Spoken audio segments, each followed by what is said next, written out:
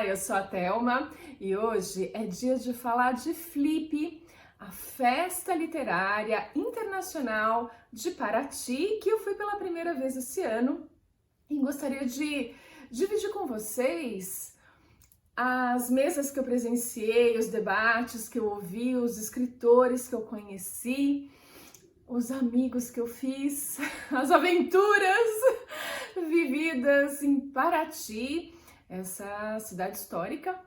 Então é sobre isso o vídeo de hoje, mas antes eu queria convidá-los a se inscreverem aqui no canal, curtirem esse vídeo se vocês gostarem, me seguirem nas redes sociais.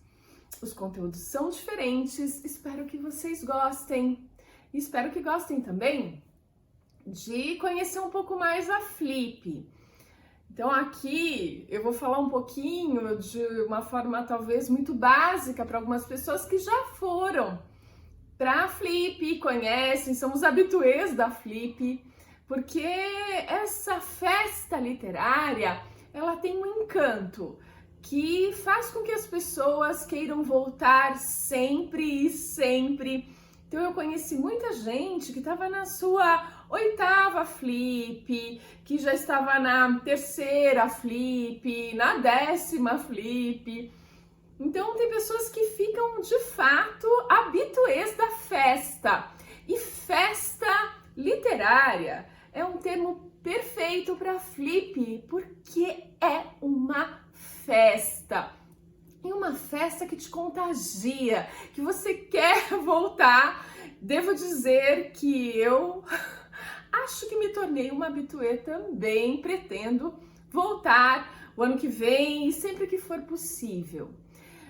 Muito mais que uma feira de livros. Então vou explicar um pouco, para quem não conhece, como eu, que não conhecia, como acontece a Flip.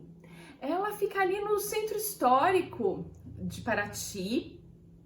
Claro que ela também transborda um pouco, tem outras sessões da Flip fora do centro histórico, tem eventos bem diferentes que acontecem de propósito fora ali do centro histórico para dar essa quebrada.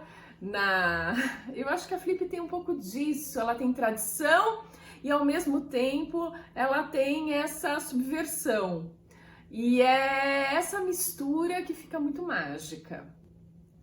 A festa começou na quarta-feira, dia 22 de novembro, e se estendeu até o domingo. E você vai tendo uma série de eventos organizados pela própria Flip, então dentro da programação oficial, onde você tem palanques em praça, onde você tem auditórios maiores e transmissão do que está sendo discutido nesses auditórios na praça pública. Então você pode comprar ingressos para uma programação paga, mas se você não conseguir ou não quiser e não se importar de assistir na praça, você vê sendo transmitido na praça, de pé. E ao mesmo tempo tem uma programação paralela que acontece nas casas ali do centro histórico. Por exemplo, você vai ter a Casa da Folha. Então a Folha de São Paulo aluga um espaço no centro histórico e coloca ali os seus colunistas, os seus autores ali para falar, para compor mesas super interessantes. Você vai ter outras casas que reúnem várias editoras, então algumas alugam um espaço, uma casa mesmo, outras um ateliê com uma pegada super descolada. Então você tem a Casa Sesc, você vai ter a Casa Publish News, por exemplo, que aí é mais voltada a informações do mercado, mas não deixa de ter autores também. Aí algumas editoras acabam usando aquele espaço para levar seus autores e assistir, por exemplo, uma palestra muito legal, mas depois eu entro nesses assuntos assim, mas lá você acaba tendo essa pegada mais Publish News, né, de mercado e tudo mais. Tem a Casa Record, tem, enfim, inúmeras casas onde você tem programações gratuitas paralelas Então imaginem o desafio de se programar e participar de tudo isso. Você tem que levantar todas as informações e começar a analisar onde eu vou, qual palestra eu vou assistir, e aí você vai conhecendo um monte de gente. É muito legal. E aí, uma parte bem desafiante de tudo isso foi a hospedagem, porque vocês já podem imaginar que com essa procura toda, veja, existem esses habituês, existem todos esses profissionais envolvidos e existem as pessoas como eu, que foram pela primeira vez, que querem conhecer a Flip. Isso lotou Paraty. Sim, lotou. E o preço das hospedagens, é claro que com o aumento da procura e a oferta um tanto reduzida comparada à procura, você pode imaginar que os preços aumentam. Principalmente se você quiser ficar ali mais perto do centro histórico, já que tudo acontece ali ou nas imediações.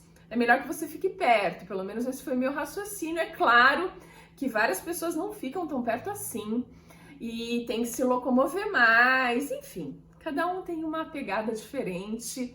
Eu queria ficar próxima, o máximo próxima desse centro histórico para poupar essas caminhadas, visto que eu gostaria de participar de uma série de programações além da própria promoção do meu livro, dos momentos de autógrafo que eu teria 2 horinhas no sábado à noite. Então eu não queria ficar muito distante desse lugar que estava o bochicho, que estava acontecendo tudo.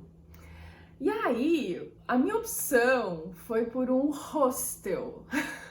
Ao invés de procurar um hotel ou procurar uma pousada, que seria uma escolha talvez mais óbvia, ou enfim, eu achei que o hostel era uma solução e de repente me veio essa ideia. Vendo os preços, eu lembrei de que hostel já foi muito a minha praia. Eu já viajei muito para hostel, fiquei hospedada em hostel.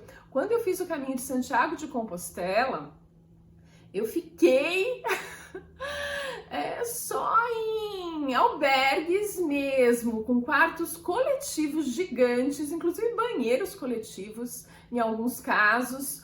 Ou seja, eu estava acostumada, era simplesmente aceitar essa ideia e colocar em prática. Foi o que eu fiz. E o hostel, o Livina Hostel, é uma indicação minha excelente, mas ele funciona para mulheres.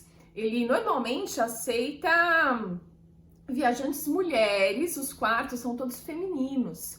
A menos que você, acho que feche o hostel com grupos mistos, eles aceitam. Caso contrário, seriam sempre mulheres as aceitas, o que já facilita bastante. E eles são uma simpatia. O café da manhã foi melhor do que muito hotel que eu já fiquei hospedada. Sim, maravilhoso o café da manhã, são super atenciosos e foi muito legal porque você conhece um monte de gente. Por exemplo, eu conheci a Carla e eu já vou falar dela, que virou minha amiga. E assim, um monte de outras pessoas com vidas muito ricas e dispostas a dividir. Isso foi muito legal. Bom, vou falar um pouco então de palestras, de debates que eu participei. Então, a Folha oferecia debates super interessantes. Esse ano, ao que parece, eles aumentaram o número de debates, acho que foi algo em torno de 10 debates ao longo desse período, com quase 20 convidados diferentes, entre escritores, fotojornalistas, críticos de arte e tudo mais. Foi muito legal. Eu particularmente assisti mais, mas eu vou dar destaque a uma palestra que eu fiquei 2h30 na fila para garantir um bom lugar, para garantir que eu entrasse e que eu ficasse bem posicionada. As casas, elas têm espaços limitados, apesar da Folha comportar ali pelo menos umas 80 pessoas, imagino eu.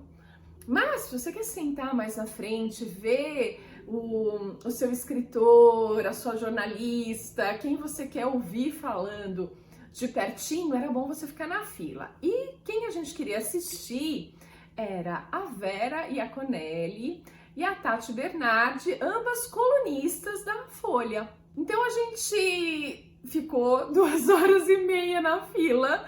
A gente meio que tinha já assistido algumas palestras e combinou de chegar por volta de umas 5 horas. Eu acabei chegando antes, eu acho que era às 19 que começava o debate. E eu peguei um lugar muito na frente, eu era a 5ª pessoa. E ali comigo estava a Kátia, uma habitué de Flip, uma mulher incrível. E a gente, em 2 horas e meia, teve tempo de conversar sobre tudo na vida. Foi muito divertido, eu nem vi o tempo passar, apesar dos nossos pezinhos estarem ardendo de dor, de ficar de pé esse tempo todo, porque começou a chover na fila, teve todo tipo de emoção. Aliás, essa Flip foi marcada por muita chuva e um blackout que deixou a cidade às escuras, e foi algo assim, aconteceu na quinta-feira. Esse é outro capítulo interessante de Paraty e dessa Flip 2023. Voltando à fila, ficamos lá, Carla, eu e Kátia, esperando até que entramos. E a gente ia sentar nos banquinhos laterais. Só que a Kátia espertamente viu que tinha o banco da frente livre. E ela, não, vem comigo, e me puxou pra gente sentar ali. O detalhe é que era um banco reservado para os jornalistas. Mas tudo bem, para os convidados da Folha.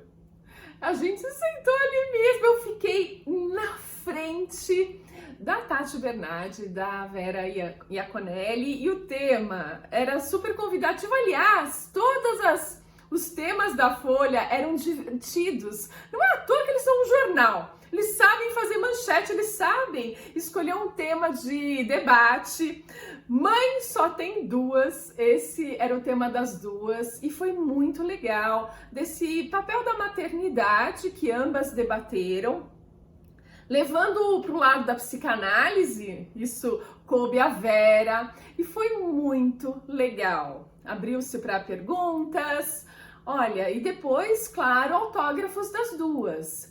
Você podia comprar, adquirir os livros ali e ter o autógrafo, ou se você tivesse seu livro, tivesse levado, elas autografavam. Foi muito legal, eu adorei. Eu tive a chance de ver a Tati Bernardi novamente no domingo de manhã, e dessa vez ela compôs uma outra mesa e foi com uma francesa, a Colombe Schneck, espero que eu esteja falando certo o nome dela, que faz essa autoficção, 17 anos. Ela que se sentiu extremamente tocada pela Annie Ernaux, que foi a homenageada do ano passado pela Flip, se não me engano, vencedora também do Nobel de Literatura. Nessa autoficção ou autobiografia, ela decidiu revelar tudo que ela passou, sentiu, viveu aos 17 anos, quando ela precisou fazer um aborto. E ela achou que era um momento propício de colocar essa história em livro, agora, tanto por esse diálogo que ela estabeleceu com a Annie Ernaux, como também porque na França e no mundo todo a gente tem visto que países que aceitavam o aborto estão revendo esse tipo de procedimento, e esse assunto está muito em pauta. E aí o debate foi sobre o corpo feminino e essa condição onde uma lei pode interferir nas suas escolhas próprias e tudo mais. Foi muito interessante. Então a gente teve a Colombe falando do livro dela, e aí a Tati também colocando alguns pontos diferentes. Foi muito tranquilo. Era domingo já, então a gente tem um pico de pessoas na sexta e no sábado, e no domingo já começa a arrefecer um pouco, as pessoas já começam a se programar para voltar para casa. Então eu acabei comprando o livro da Colombe, eu já estou quase terminando, é uma autoficção, ela é muito fluida, porque a pessoa ela coloca numa linguagem muito dela, simples, que é o que você usa no seu dia a dia. Aí teve autógrafo, deu pra gente conversar um pouquinho. Eu tentei um francês, é claro que não rolou. Eu falei, posso mudar para o inglês? Ela, claro. E aí foi bastante interessante. Ambas, tanto essa como a da Casa Folha, essa da Colombe aconteceu na Casa para Todos, que reunia algumas editoras. Dentre elas, a Relicário, que é a editora da Colombe aqui no Brasil.